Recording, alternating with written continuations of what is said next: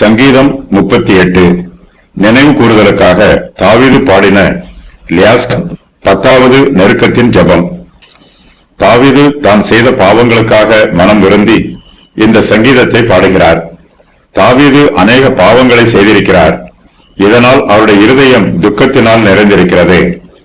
தன்னுடைய பரிதாபமான நிலைமையை தாவீது கர்த்தரிடத்தில் அறிக்கை செய்கிறார். தாவீதின் துக்கத்திற்கு அவருடைய பாவங்களே காரணம்.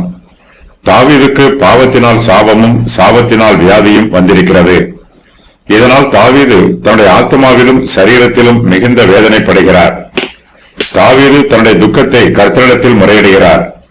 கர்த்தர் தம்முடைய கோபத்தினால் தன்னை கடிந்து கொள்வதாக தாவீது கர்த்தரிடத்தில் முறையிடுகிறார். தாவீது தேவனுக்கு விரோதமாக பாவம் செய்திருக்கிறார். தாவீதின் பாவத்தினால் தேவன் அவர் மீது உக்கிர கோபத்தோடு இருக்கிறார். தாவீதுக்கு சரீரத்திலே வியாதி உண்டாயிற்று. தாவீதின் சிநேகிதர்கள் அவரை விட்டு விலகுகிறார்கள். தாவீதின் சத்துருக்கள் அவரை துன்பப்படுத்துகிறார்கள், காயப்படுத்துகிறார்கள்.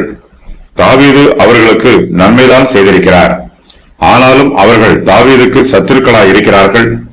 தாவீது தன்னுடைய பாவத்தை கர்த்தரிடத்தில் மறைக்காமல் அறிக்கையிடுகிறார். தேவனுடைய பிரசன்னமும் உதவியும் தனக்கு தேவைப்படுவதாக தாவீது கர்த்தரிடத்தில் ஜெபம் பண்ணுகிறார்.